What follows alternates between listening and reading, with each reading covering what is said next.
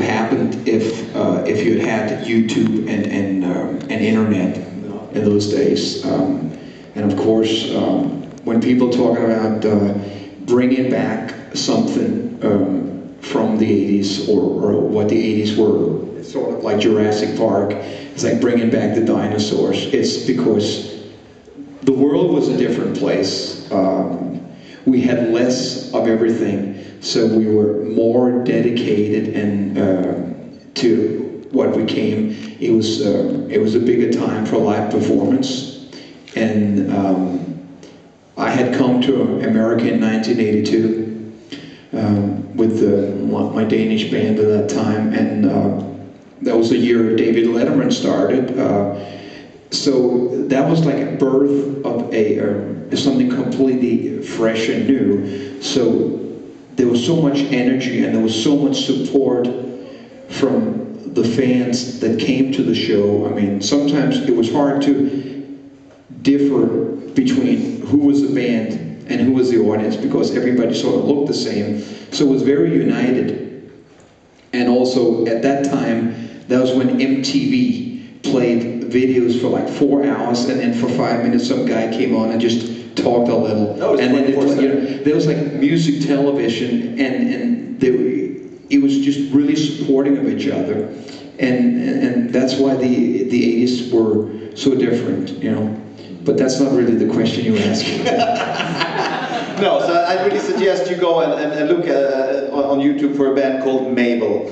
Not a bad band at all. He was actually singing in it back then. It was a boy band. Was it a band when you were in the Eurovision? We were the first boy band before there was ever boy bands. We were not really sure if we were boys. Was it the Danish Eurovision band? Yeah, oh yeah, now we really go deep. Boom, boom. Yeah, yes. Sorry, I felt I just got hit from both sides.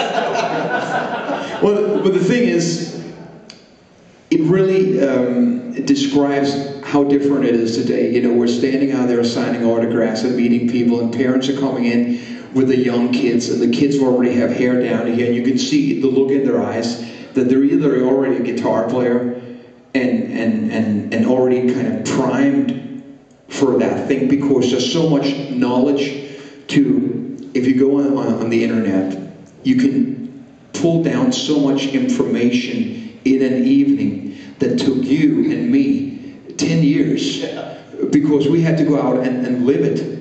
We had to, I remember David Lee Rothman told me, before I came to America, I was so fortunate to meet Van Halen at a very private place and stuff like that. And he says, you know, you can't sing about something until you've lived it. And the dreams that I had about coming to America and be part of rock and roll in the American way, I knew that I had to go there and spend a lot of years. So when the time came for me to be convincing in my lyrics and be able to back them up, I wasn't just a kid from Copenhagen singing about Hollywood that I'd never seen. I had to actually live that life, and that's something that I really paid a lot of attention to. And how much fun you had too, living that life. Actually, that you won't find on YouTube. Before we start this panel debate, which has a special topic, I just want to briefly go back to Copenhagen in circa 1980-81, just before you left. No, I left in 82. 79. Oh, you left in 79 already? Yeah, they threw me out. They threw you out. Because in Sweden at that time, the early 80s, we had the first heavy metal movement. I tagged it FVASM instead of the new wave of British heavy metal. Första vågen av svensk metall.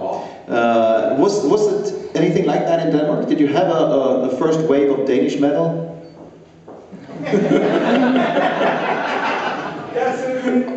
Gasoline, yeah. That's like the only band I know of, too. Are they making fun of the Danes? They probably are. I love gasoline. Or the danska? Well, see, it's completely, of course, different for me talking about that, because in '76, when I, without ever planning it, got into my first band, which you had named Mabel, I never had any dreams or any wish of becoming a singer or becoming a front man or becoming what I am today. It was, I guess I wanted to be like a lot of other kids, you know, football was like number one, and basically just being a kid, I had no plans. So for many years, I kind of just followed on. But like I said before, even though I loved music, and I'd grown up with Slade and Swede and Queen and Thin Lizzy, and of course, being in Denmark, if we wanted to see and hear the good stuff, we turned on the Swedish channel, you know, because you didn't see anything like this in Denmark. I mean, you could almost not see any music on television. You had to go to Sweden, you know, or Channel 2. And I thought Sweden was bad. Yeah, well, it's always like that. The grass is always greener on the other side, you know. If you lived with my wife, you know, you'd know the kind of thing I'm talking about, you know. So, you had the big bands of the 70s and late 60s, like, you know, like, still very strong. They're like Deep Purple, and even though they had already broken up, that movement was still going on there. So, it wasn't until at the time of Fight to Survive, 1984, when I started discovering that Denmark actually had bands that played with that kind of sound, like at that time King Diamond or Merciful Fate or a couple of other bands.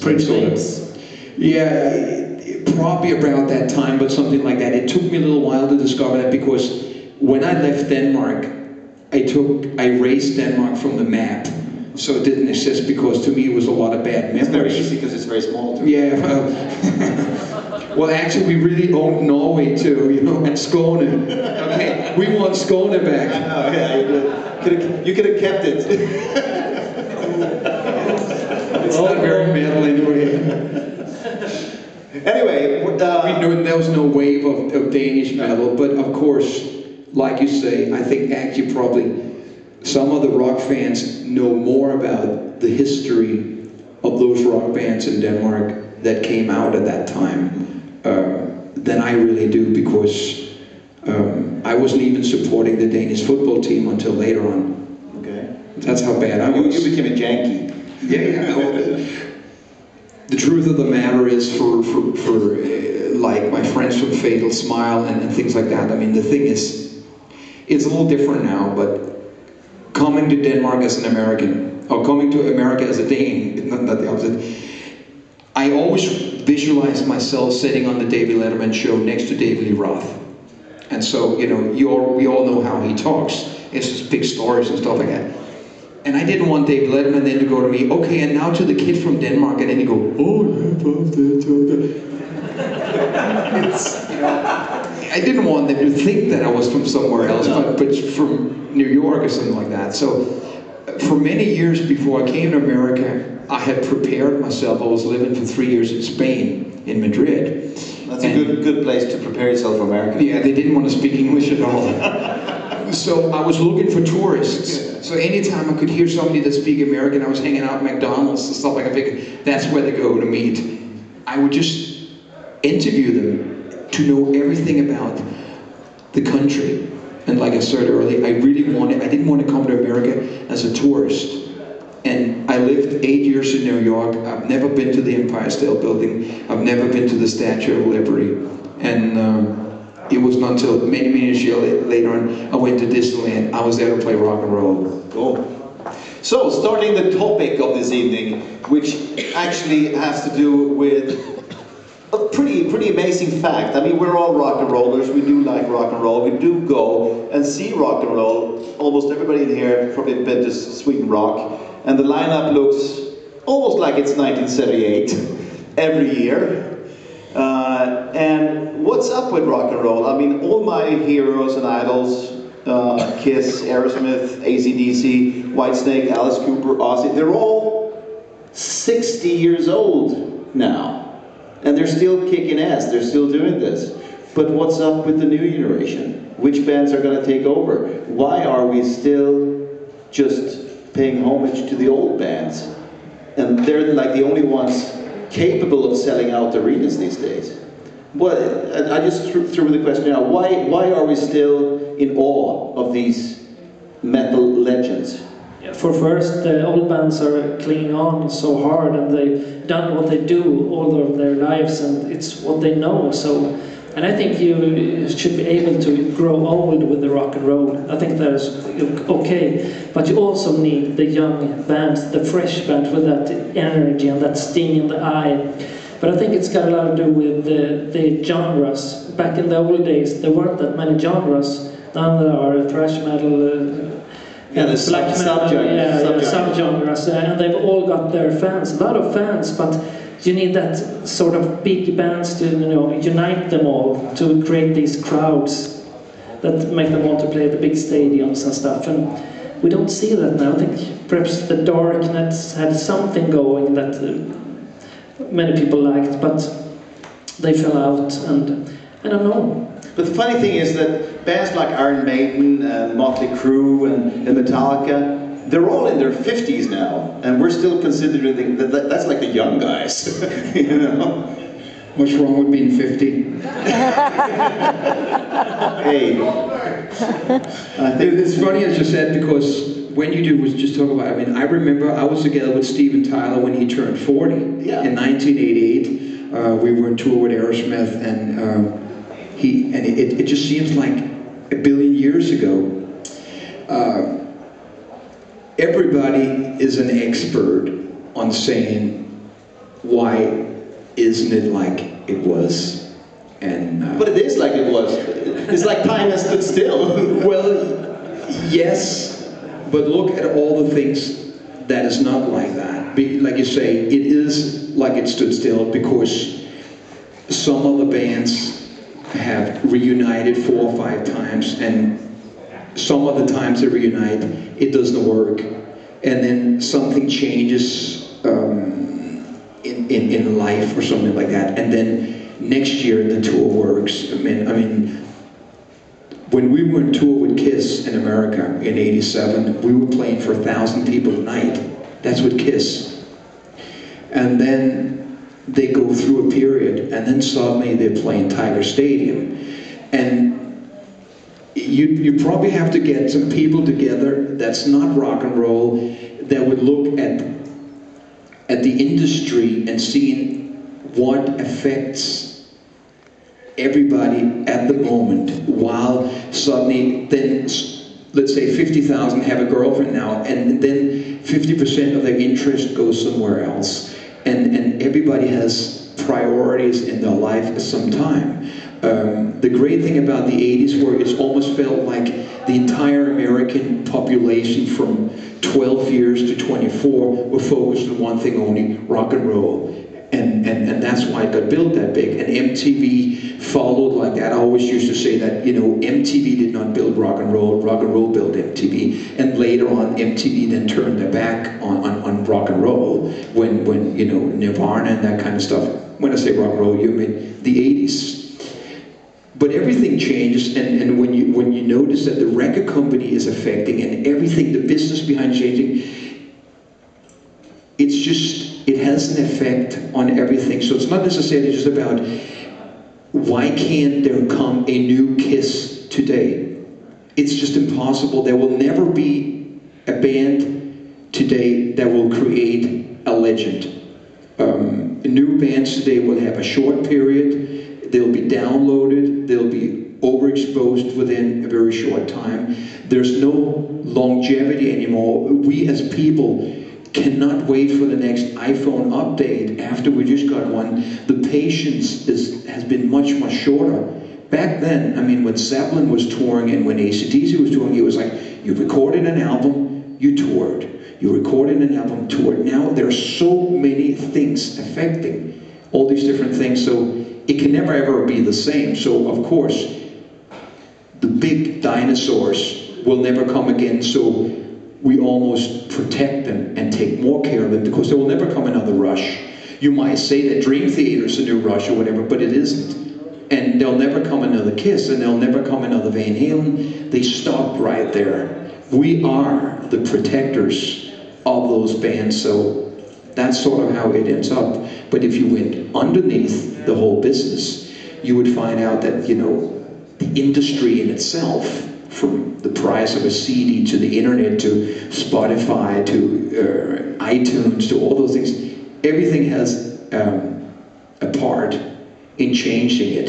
And then you have one company buying up all radio stations in America, where before you had 200,000 radio stations owned by one person in each city. So they were individually, and it created the magic. Now there's one company that owns almost all concert venues in the world. So all that freedom is, all those different things affects it. And so we are basically the last generation to be able to see those massive, gigantic heroes, because when they die, and they will die eventually, not in our hearts. not in our hearts, but they will physically cease to exist. So you mean that in the future the festivals won't have any headline bands? There won't be any festivals, okay. judging from this. There won't be any bands to But there will be festivals, don't you think so? They want to have like everybody wants to make money, and they're in the business, the promoters and stuff, and they want to have festivals, they want to sell out stadiums with bands. Don't you think that they want to help create these new icons? I don't know, Sweden Rock in 2025 will be held at KB. No, I don't think so. I don't think so. I don't agree. You don't think so? No, I don't think so. Look at just the classic, this description of rock, the sex, drugs, and rock and roll, which of course was a part of this. You know that.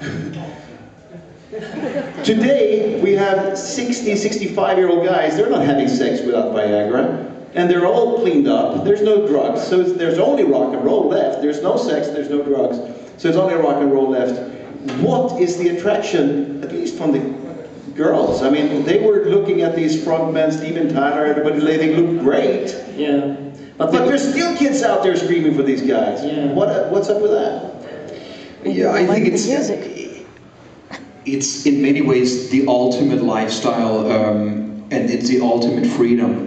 I once said that, when you made the big money, it's almost like they didn't have to pay you because you were out there on tour with the many great bands. You were playing for 25,000 people every night, 3,000 came backstage after the show, and it was like that every night, and then somebody had also paid you for it. And you would imagine that sometimes somebody who had been playing that for a long time, they take a break, but you cannot take a break from something that you've given your life to. It will be with you for the rest of your life, except for Vito Bratta. He took a break and he's not coming back. But the thing is that once you give your life to rock and roll, it doesn't matter if you're 75. You might not be able to sing as high or play the guitar solo as little, but you're still looking through the same eyes. You can't see as far. And you might not have the same power, but you're the same person, and you have the same passion for what you do. So why should you give it up? It's just a matter of maybe you shouldn't wear the spandex at 75. You could, maybe change with your age, something like that. Yeah, but will this happen? Will these bands finally reach best before day and decide I'm too old for this shit? I mean, Ian Gillan is now, 67, and he's still out with Deep Purple. He's closing in on 70, and he's still out there. Fine, I love it, but will he do it when he's 75? Will he be out there singing Smoke on the Water when he's 80? Will Alice Cooper be decapitated at 90 if he lives? But I mean, I think we all are going to do it as long as we can. And I guess it all ends up that when you come on stage and there's nobody left in the audience anymore because they're dead or something like that, then I guess maybe I should stop now. But I think there's a lot of people that just really fear this thing about that I'm giving up rock and roll. What am I now going to do? No, it's true. What are you going to do? One thing for sure is that we're going to have a party at the retirement homes. I mean, Caligulabo won't work, But the audience also, they want bands that unites them. If you go to a Kiss concert today, you can see 4 generations. And we love that. And we cherish those bands because of that, I think. Absolutely. It's turned into a family entertainment these days. Yeah. And for the first time ever, it's bridging the generation gap. Yeah. Because my father could not understand what I was doing. and he would not take me to his favorite bands or whatever, because to me it was nonsense. But now a dad can take his kid and it's fun, you know. That's great. fantastic. It's amazing. Yeah. Well, I mean, I experienced that too, that, you know, even though I'm not as old as Gene Simmons, but you see parents come there and they want their kids to see what was important to them. You always remember when your parents said, oh, when we were kids, you know, we did this and this and this.